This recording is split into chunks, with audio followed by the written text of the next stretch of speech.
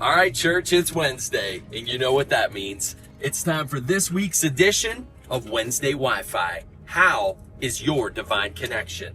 And man, I pray your divine connection is as clear as the skies are today, that you've got pure, open, unhindered connection to Jesus Christ, and your walk with faith is going strong, that you feel good in the Lord, and that you know Jesus is active in your life. Your Christian walk should be anything but boring.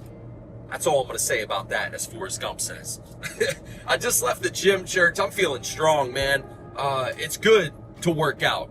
I don't want to get off on a tangent, but I will tell you this. The Bible's clear. Physical exercise profits. Godliness is good for all things, but it says the writer stakes the claim, and I believe it to be fact because it's biblical, that physical exercise, this temple, needs some exercise. So get up, get some movement, get about your day. Anyways, that's all I'm going to say about that. So we've been talking about the different names of Christ in the Bible. We've talked about how Jesus is your creator, Jesus is your author, and Jesus is your completer. But I want to talk about another name for Christ, and that is that Jesus is your supplier. In Philippians chapter 4 and verse 19, Paul says, "My God," and we know Jesus is God, "shall supply all of your needs according to his riches and glory." And I know I'm kind of piggybacking a little bit off the sermon on Sunday, but I feel it merits going in a little deeper. For you to know that yes, God created you. Yes, God is the author of your story. Yes, God will finish the story that he has written. He's not going to stop at chapter 5 if there's supposed to be 20 chapters.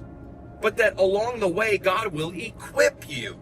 That what you need, God supplies. If God called you to it, he'll bring you through it. If it's God's will, it's God's bill, baby. And I don't mean that just in the financial sense. Although God will supply all your needs. Remember, we're not talking about the lust of the flesh. So if you've got vices and things that are stealing from you financially, today would be a good day to say, you know what? I'm not going to be a poor steward of the supplication, of the supply that God gives to me. I want to be a good steward of what God has given to me.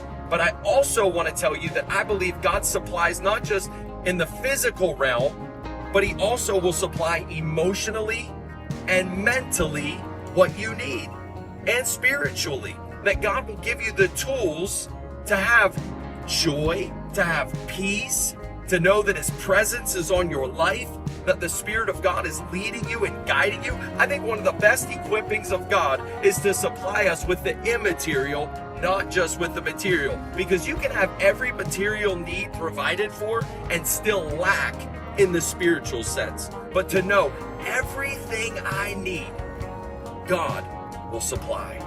And so tap in. It's almost like an artesian well. Jesus says that there is an abundance, there is a well inside of us of living water.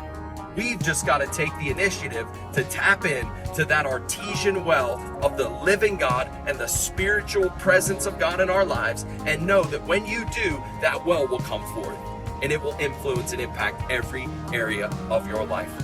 You ought to put your hand on your head and say, there's nothing that I need he won't provide. There's nothing that I need he won't supply. In Jesus' name. Here's your sermon in 60 seconds. What a wonderful wrap up to a portion in Philippians.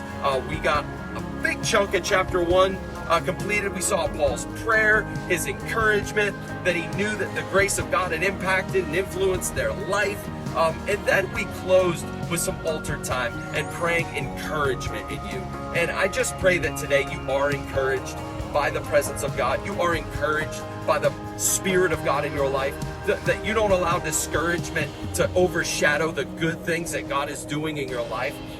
Discouragement means to take courage from. Encouragement means to place courage in.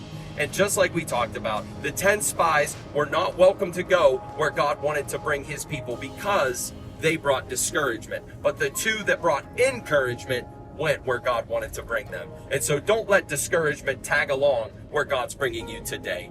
Have a great Wednesday. I love you. This Sunday's Youth Sunday is going to be powerful, baby. This generation God is raising up. They're doing great things for Jesus, and you get to hear about it. I'll see you at 8, 9, or 11. God bless you.